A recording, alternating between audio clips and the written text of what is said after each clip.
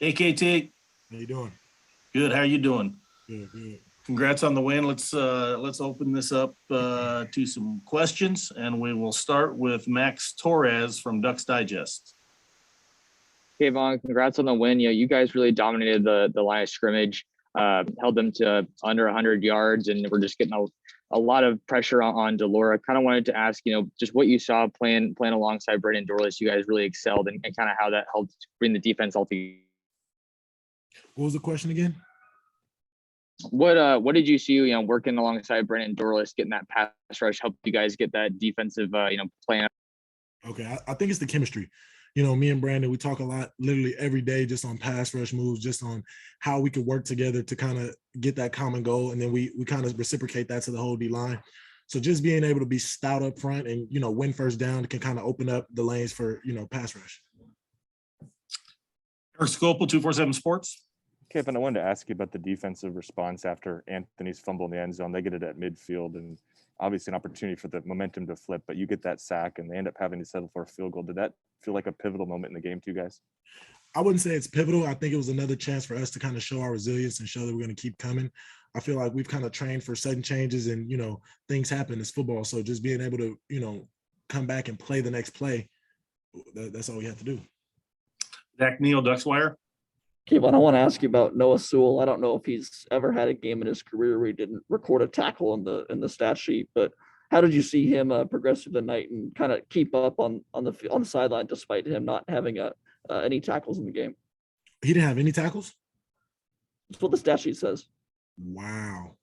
I think it was the communication, and I think it was a lot of guys stepping up and being able to, kind of take some of the load off. He does a lot. His IQ is so high, and he's a guy who creates opportunities for other guys. There was one player on the sack. Actually, we talked before the play, and he told me, he said, "I'm gonna cover." He was like, "I'm gonna cover your outside. Go win." And that's what I did. I was able to take the inside and go win, and he had the outside cover. So I feel like just him having that football IQ.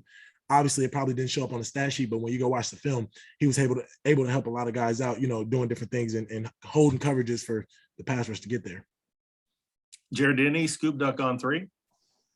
Hey, Kayvon. I wanted to ask about Jamal forcing the fumble for the touchback on the opening drive, and just how significant was that in the moment to kind of swing momentum back your guys' way? That was greatest. If you watch the play before, they got an explosive play down the field, and we didn't really hold too much weight on it. Things happen, like I said, and he was just able to really pour his heart on the line and really go for it, and it was amazing to see. Gabriel Marvin, Daily Emerald. Hey, Kayvon. So in the first half, there's a lot of momentum shifts. In particular, obviously, you just mentioned the Jamal Hill forced touchback.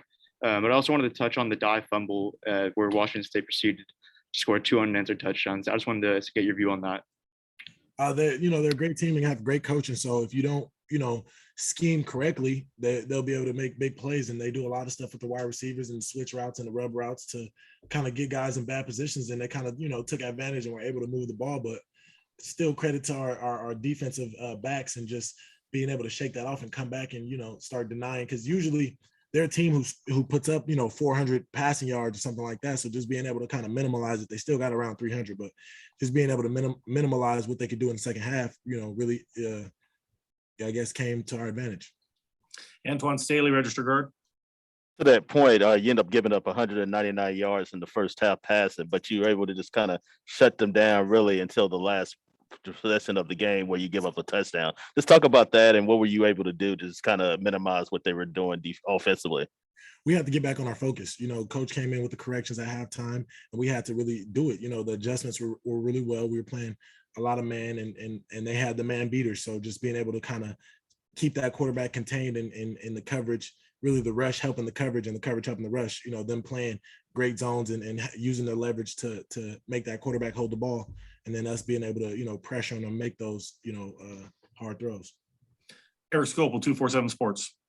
Kevin, I want to ask you just kind of big picture question. You guys seem like you're playing collectively on defense your best football now. Where's the biggest progress been? And kind of, can you explain why the defense seems to be playing at such a high level for the last 3 or 4 games?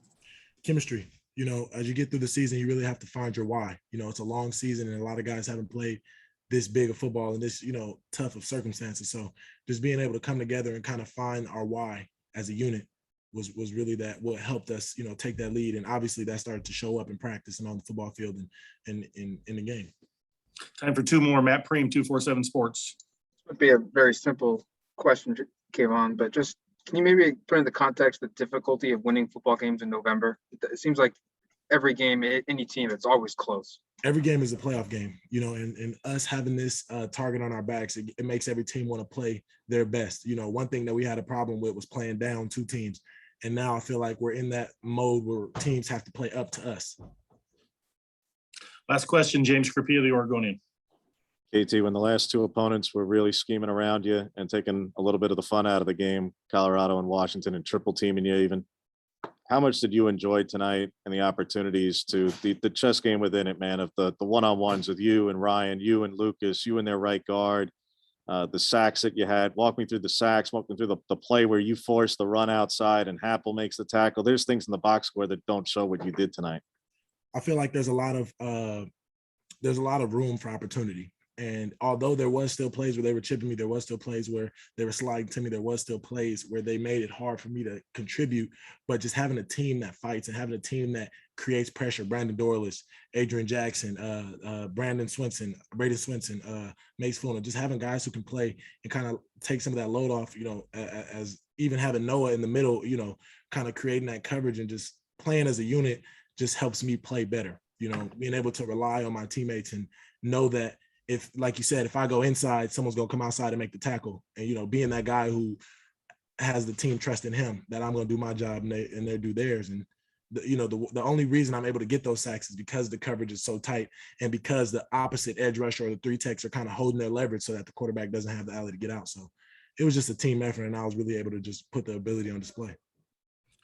Thanks, KT. Appreciate your time. Congrats on the win. Thank you, guys.